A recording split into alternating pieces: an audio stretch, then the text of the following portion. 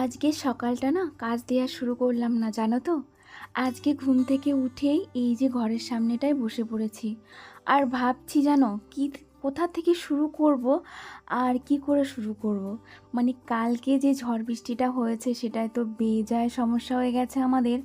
বাইরেটা এই যে দেখো কি পরিমাণে পাতা পড়ে একদম উঠোন ভর্তি হয়ে গেছে। আবার এইদিকে কি হয়েছে বলো তো, উঠোনটাও আবার সেই কাদা কাদা হয়ে রয়েছে। আর ঘরটাও না ভীষণ নোংরা হয়ে গেছিলো জানো কালকে ঝড়ে। তো যাই হোক, এখন সেটাই বসে বসে ভাবছি যে আমি কোনটা রেখে কোনটা পরিষ্কার করব। আর এই যে উঠোনটা এখন পরিষ্কার করব না পরে পরিষ্কার করব, এগুলোই ভাবছিলাম। তো ভাবতে ভাবতে এই যে উঠোনটা না ঝাড় দেওয়া শুরু করে দিয়েছি। আর এই যে দেখো পাতাগুলো কিন্তু নড়তেই চাইছে না, কেন কি এই যে কাদার মধ্যে একদম আটকে রয়েছে। তো অনেক কষ্ট করে না এরকম করে আমি ঝাড় দিচ্ছি।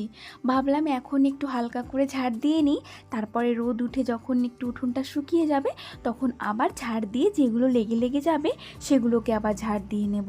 আর এখন যদি উঠোনটা আমি একটু ভালো করে ঝাড় না দিই তাহলে কী হবে বলো তো, দেখতে একটু ভালো লাগবে না, মানে একদমই খারাপ লাগবে। তোমাদের দাদাভাই আমাকে বলেছিল যে তুমি এখন ঝাড় দিও না, একবার একটু রোদ উঠে এগুলো শুকিয়ে যাক তারপরে তুমি ঝাড় দিয়ে দিও। কিন্তু আমি না শুনিনি জানো তো, কেন কি সকালবেলা উঠোনটা ঝাড় না দিলে তো ভালো লাগে না। সকালে উঠোনটা একটু ঝাড় দিতেই হয়। আর যেহেতু এতটা পরিমাণে পাতা পড়েছিল যে একটু যদি ঝাড় না দিই তাহলে উঠোনটা একদমই বাজে দেখতে লাগবে, সেই জন্যই যে ঝাড়টা দিয়ে নিলাম। আর ঝাড় দিয়ে না এই যে এখানটাতে আমি জমা করে রাখবো। এখন এখন এগুলো ফেলবো না, মানে এত পাতা তো, আর এই ঝাড় দিতে দিতে ওইদিকে নিয়ে যাওয়া যাবে না, সেই জন্য এখানটাতে এই যে দলা করে রাখবো। তারপরে পরে একটা কিছুর মধ্যে করে এগুলো অন্য জায়গায় ফেলে দেবো। আর কালকে তো তোমাদের সঙ্গে ভিডিও শেয়ার করা হয়নি, কেন কি বলো তো, ওই যে সারাদিন ধরে বৃষ্টি হচ্ছিল আর কারেন্টটাও ছিল না। আর আগের দিন যে রাতে ঝড় হয়েছিল প্রচুর পরিমাণে, সে ঝড়ে কিন্তু মানে ঘরটাও একটু নোংরা হয়ে গেছিলো। আর সেগুলো পরিষ্কার করতে তো আমার বেশ খানিকটা সময় লেগে গেছিলো। সেগুলো আর ক্যামেরা অন করে পরিষ্কার করতে ভালো লাগছিল না, আর কারেন্ট ছিল না বলে সেই জন্য আর করা হয়নি জানো তো ভিডিওটা। আর সত্যি কথা বলতে যদি ইচ্ছা করতাম তাহলে হয়তো ভিডিও করতে পারতাম লাইট জ্বালিয়ে, মানে ওই ফ্ল্যাশ লাইট জ্বালিয়ে একটু একটু অন্ধকার হতো, তবুও কিন্তু আমি ভিডিও করতে পারতাম। কিন্তু এই যে সুযোগটা পেয়ে গেলাম একদিন একটু রেস্ট নেওয়ার, জানো তো ভীষণ কষ্ট হয়ে যায় গো আমার এই যে সংসারে কাজকর্ম করে তারপরে ইউটিউবের কাজকর্ম করতে। ওই জন্য ভাবলাম আজকে যেহেতু একটু সুযোগ পেয়েছি তাহলে একটু আজকের দিনটা একটু রেস্ট করে নিই। আর সংসারের সমস্ত কাজকর্মগুলো তো আমাকে একা হাতেই করতে হয়, কেউ তো হেল্প করার মতো নেই। আর তোমাদের দাদাভাই না, ও চেষ্টা করে আমাকে একটু হেল্প করে দেওয়ার, কিন্তু ও না টাইম করে উঠতে পারে না। ওরও তো নিজস্ব কাজ থাকে, বলো কতক্ষণই বা ও বাড়িতে থাকে। আর যেটুকু টাইম থাকে আমি বলি কি তুমি একটু রেস্ট নাও, আমি করে নেবো খনি। তো এই করে করে সমস্ত কাজগুলো তো আমাকেই করতে হয়। আর আগে তো ধরো আমার ইউটিউবটা ছিল না, তবুও মামামকে নিয়ে সংসারের কাজকর্মগুলো তাও করে নিতে পারতাম। তার উপর দিয়ে জানো তো আমাদের বাড়িতে একটা দোকানও আছে, ছোট্ট মুদিখানা দোকান, সেটাও কিন্তু আমাকে চালাতে হয়। সেটা আমি আগে অনেকবার বলেছি আমার প্রথম দিকের ভিডিওতে। আর এখন তো আমার পরিবারে অনেক নতুন সদস্য হয়েছে, আমার পরিবারের মেম্বারগুলো অনেক বেড়ে গেছে। তো তারা হয়তো জানো না যে আমাদের কিন্তু একটা দোকান আছে বাড়িতে, মুদিখানা দোকান। তো সংসারের সমস্ত কাজকর্ম সেরে মামামকে দেখাশোনা করে আবার কিন্তু আমাকে দোকানটাও চালাতে হয়।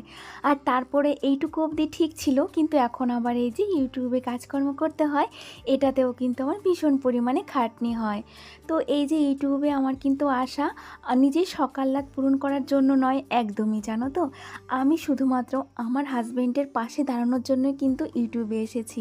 তোমরা সবাই জানো ইউটিউবে কিন্তু শখ করে কেউ হয়তো আসে না, হ্যাঁ আসে, অনেকে হয়তো আসে, কিন্তু আমরা কিন্তু শখ করে আসিনি গো, এসেছি এখান থেকে কিছু উপার্জন করার জন্য। সত্যি কথা বলতে কিন্তু কোনো দ্বিধা নেই, সত্যিটাই তোমাদের বললাম। আর আমরা দুজনে একসাথে যে স্বপ্নগুলো দেখেছি সেগুলো তো পূরণ করার ইচ্ছা অনেকটাই আছে আমাদের। তো তোমাদের দাদা ভাইয়ের যদি একটা চাকরি বাকরি হয়ে যেত তাহলে হয়তো সেই স্বপ্নগুলো আমাদের খুব তাড়াতাড়ি পূর্ণ হয়ে যেত। কিন্তু এই যে ভগবান জানি না কী লিখে রেখেছে আমাদের কপালে, এখন পর্যন্ত একটা চাকরি হলো না। ও কিন্তু পড়াশোনায় খুব মানে ভালো জানো তো। আর ও কিন্তু খুবও পড়াশোনা করে আর খুব খাটে চাকরির জন্য, তবুও যে কেন চাকরি হয় না ভগবানই জানে। তো যাই হোক, এখন সেটা ভেবে তো লাভ নেই, আর সেই নিয়ে দুঃখ করেও লাভ নেই। তো সেই কারণের জন্যই আমি না এরকম খাটনি করছি। সংসারের সমস্ত কাজ করে কিন্তু আমার খুবই কষ্ট হয়। তোমার দাদাভাইও বলে যে তোমার খুব কষ্ট হয়ে যায়, তারপরে আবার ইউটিউবের ভিডিও করো। তো আমি বলি তাতে কি হয়েছে, তো যদি কিছু আমরা করতে পারি এখান থেকে, তো সেই ভেবেই কিন্তু আমার ইউটিউবে আসা। আর সবটুকুই কিন্তু তোমাদের হাতে জানো তো। আর তোমরা যদি আমাকে এইভাবে ভালোবাসো আর আগামীকালেও যদি এরকম করে ভালোবেসে যাও, তাহলে হয়তো বা আমাদের স্বপ্নগুলো একটু হলেও পূর্ণ হতে পারে। তো তোমাদের কাছে আমার এইটুকুই শুধু প্রার্থনা, যে আমার কাছে তোমরা এভাবে আমাদের পাশে তোমরা এভাবেই থেকো, আর আমাদের এইভাবে একটু ভালোবাসা দিও। আর কিছু কিন্তু তোমাদের কাছ থেকে আমি চাই না। তো যাই হোক, অনেক কিছু তোমাদেরকে আজকে বলে দিলাম। আরও অনেক কথা আছে জানো তো, তোমাদের বলতে ইচ্ছা করে, কিন্তু এই যে অল্প টাইমের মধ্যে কী বা বলবো বলো। এই একটু একটু করে অল্প অল্প করেই কিন্তু আমি সমস্তটাই তোমাদের বলতে থাকবো। তো যাই হোক, সকাল থেকে অনেকটা গল্প করে নিয়েছি তোমাদের সঙ্গে। এবার একটু এই যে কাজবাজগুলো কি করছি সেগুলো একটু তোমাদের বলে দিই। তো তোমরা তো সবই দেখতে পেলে সকাল থেকে আমি কি করলাম। ঘরটাও কিন্তু আমি মুছে নিয়েছি সকাল সকালে। কিন্তু কি বলো তো, এই যে সিঁড়িটার মধ্যে এতটা কাদা হয়ে গেছিলো যে আমি যেটা দিয়ে ঘর মুছি ওটা দিয়ে আর এটা মুছলাম না, এই কাপড়টা দিয়ে সিঁড়িটা কিন্তু ভালো করে মুছে নিলাম। আর এই যে স্নান করার আগে হাজব্যান্ডের জামা আর মাম্মামের কিছু জামা ছিল, সেটাকে ভালো করে কেচে দিলাম। আর এখন যাব পুজো দিতে। আর এই যে পুজোর বাসন ফুল সমস্তটা তুলে নিয়ে স্নান করে চলে এসেছি ঘরে। আর এখন তো রান্নাবান্নাটাও করতে হবে, রান্নাবান্না না করলে খাবারটা কী বলো তো। তো সেই জন্য এই যে রান্নাবান্নাটাও বসাবো। আর আজকে সকালে না একটু ডাল করব জানো, সিদ্ধ আর সকালে খেতে ইচ্ছা করছে না, তাই ভাবলাম একটু মুসুরির ডাল করে নিই। আর এই যে মুসুরির ডালটা কিন্তু আমি ছিটি দিয়ে রান্না করি। তো এই যে ছিটি দেওয়ার জন্য বসিয়ে দিলাম। আর এই দিকে আমি বানিয়ে নিয়েছি একটু ছাতুর শরবত। আজকে সকালের টাইমটা না একটু ঠান্ডা ছিল জানো, তাই ভেবেছিলাম কি একটু চা খাবো, কিন্তু না, সেটা আর হলো না, টাইম হলো না গো চা বানানোর। তাই এই যে এখন একটু ছাতুর শরবত, আর কালকে বানিয়েছিলাম কলা দিয়ে বড়া বানিয়েছিলাম জানো, তো সেটাই সকাল সকাল একটু খেয়ে নিলাম। আর এই যে ডালটা ওইদিকে সিটি মারা হয়ে গেছিলো, আর এখন এই যে ডালটাকে জালে বসিয়ে দিলাম। আর এইদিকে একটু বটবটি আর পেঁয়াজ ভাজা করে নেব। তো এটা দিয়ে আজকে আমাদের সকালে হয়ে যাবে। সকালে রান্না বান্না করে খাওয়া দাওয়ার পরে আমি কিন্তু রোজকার মতন যেরকম আমার ঘর ডাস্টিং করার থাকে, গোছানোর থাকে, সেগুলো করে নিয়েছি। আর এটা করতে করতে কিন্তু 12টা বেজেই গেছে। তো দুপুরের দিকে ভীষণ পরিমাণে গরম পড়েছিল। সকালে যেরকম ঠান্ডা পড়লো, ভেবেছিলাম আজকে দিনটা ভালো কাটবে, কিন্তু না গো, দুপুরে ভীষণ পরিমাণে গরম পড়েছিল।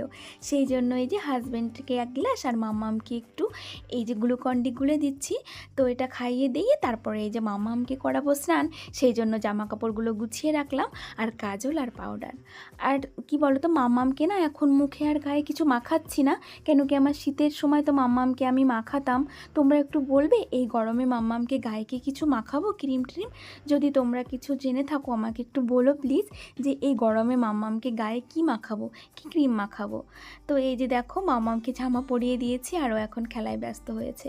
আর আমি মাম্মামকে একটু দিয়ে দিলাম আমশক্ত, যেহেতু স্নান করে এসেছে, খাওয়াবো তো একটু পরে, মানে রান্না করব তারপরে তো খাবে।